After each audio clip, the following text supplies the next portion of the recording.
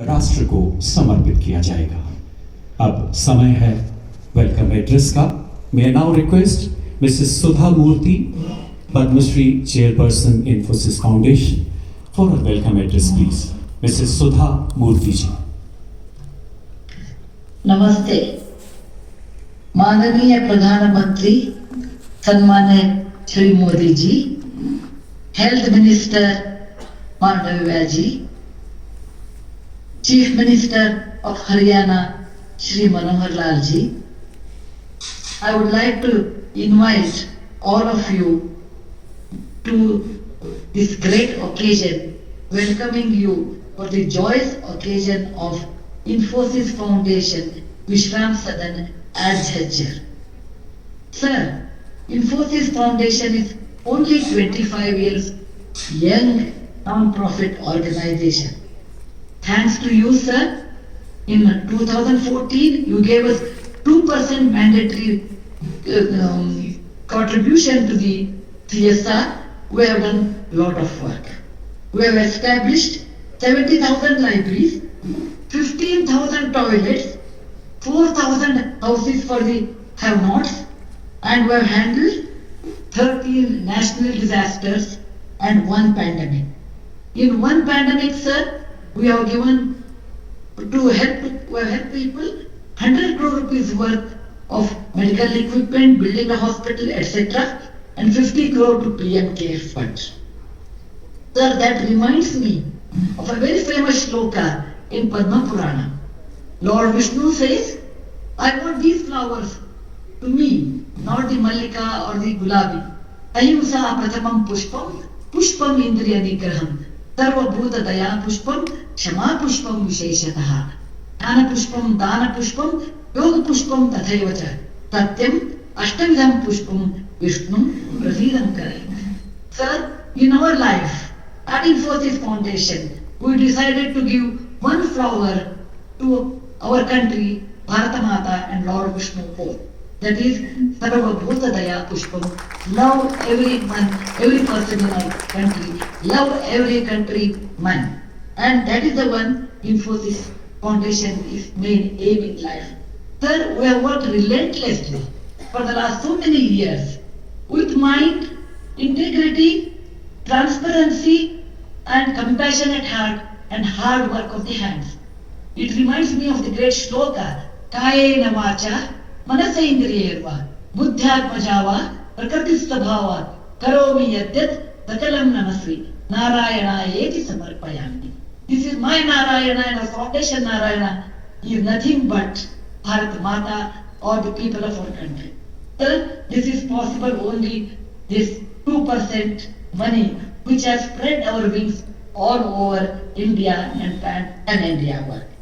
Sir, I really want to thank you. You are extremely busy person, sir, and you have taken time for such a small work of ours, appreciating, and you have come to on video conference. We are wholeheartedly thankful to you, Honorable Prime Minister ji. I want to thank our Health Minister Mandavia ji participating in this, and Shri Manohar Lal ji, CM of Haryana. Sir, this would not have been possible, this great journey, without the help of our chairman Nandan Nilekani and our CEO Salil Parekh, who is here on the screen, and Infosys Foundation trustees. Apart from that, sir, the team of people at AIIMS Delhi, AIIMS Jhajjar, team of people at Infosys, and my own golden team of employees at Infosys Foundation and team in PMO's office. I want to thank our contractor, chairman of CCCL Sarveshwar, and his project manager Thomas, who have worked relentlessly during COVID and completed the entire work in a short duration with a good quality. There are many more people, sir, who have helped us directly and indirectly. Because of the shortage of time, I am not able to take everyone's name. And we have done this work for the benefit of our people. Sir, this is the contribution of Infosys and Infosys Foundation to the nation, Lokahitam Mama Karaniyam, which I have done a small work. Thank you very much, sir, and Jai Hind. असाधारण जीवन शैली, असाधारण प्रतिभा, अभूतपूर्व राष्ट्र प्रेम, Mrs Sudha Murthy जी का बहुत बहुत धन्यवाद। 800 से ज़्यादा बेड्स, 2.5 लाख स्क्वायर फीट का बिल्टअप एरिया, विश्राम सदन की यह गौरवशाली इमारत स्वास्थ्य मंत्रालय एवं इन्फोसिस के आपसी तालमेल एवं समन्वय की भी प्रतीक है। मैं now request honourable union minister of health and family welfare for his address through video conferencing, Shri Mansukh Mandaviya ji. नमस्ते। विश्राम सदन के उद्घाटन के अवसर पर हमारे बीच उपस्थित भारत के यशस्वी प्रधानमंत्री श्री नरेंद्र मोदी जी, हरियाणा के मुख्यमंत्री श्री मनोहर लाल जी, केंद्रीय स्वास्थ्य मंत्रालय में मेरी सहयोगी श्रीमती भारती पवार जी, हरियाणा के स्वास्थ्य मंत्री श्री अनिल विज जी, स्थानीय लोकसभा सांसद श्री अरविंद कुमार शर्मा जी, इन्फोसिस फाउंडेशन की चेयरपर्सन श्रीमती सुधा मूर्ति जी, एम्स न्यू दिल्ली के निदेशक प्रोफेसर रणदीप गुलेरिया जी, इस अवसर पर उपस्थित सभी गणमान्य अतिथि, अधिकारीगण, डॉक्टर्स, अन्य स्टाफ, मीडिया के मित्र और इस कार्यक्रम में उपस्थित देवियों और सज्जनों, झज्जर के नेशनल कैंसर इंस्टीट्यूट में इन्फोसिस फाउंडेशन विश्राम सदन के माननीय प्रधानमंत्री जी के द्वारा उद्घाटन और लोकार्पण के अवसर पर आयोजित इस कार्यक्रम में शामिल होना मेरे लिए अत्यंत प्रसन्नता की बात है।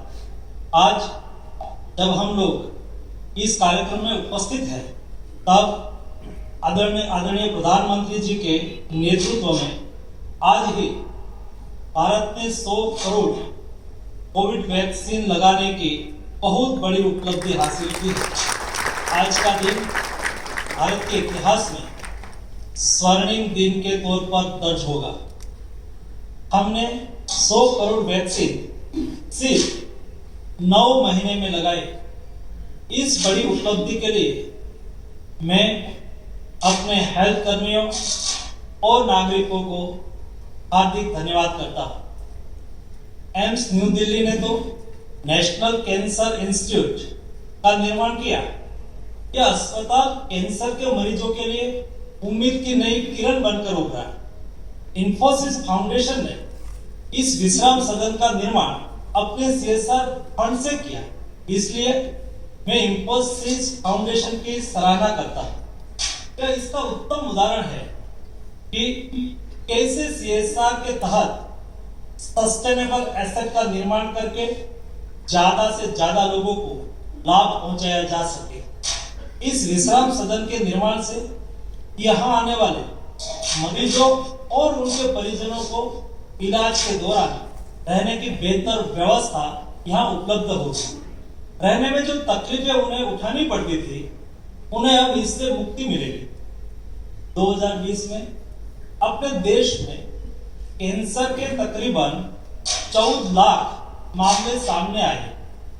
2020 में इस बीमारी की वजह से हमारे देश के 7,70,000 से अधिक लोगों की जान गंवानी पड़ी। इसलिए प्रधानमंत्री जी ने कैंसर के सभी पहलुओं पर ध्यान दिया।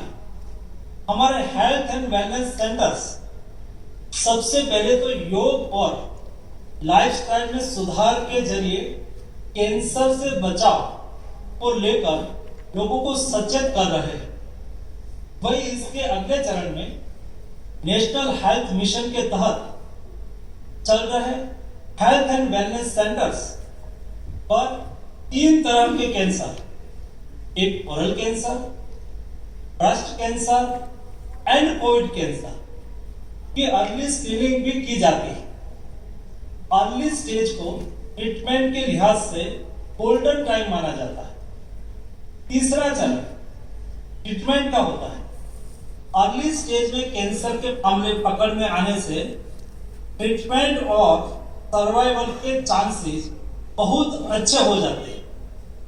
इस अर्ली स्क्रीनिंग में अगर किसी को कैंसर निकलता तो उसके इलाज की व्यवस्था आदरणीय प्रधानमंत्री जी ने आयुष्मान भारत योजना के तहत की है। अर्ली डायग्नोसिस से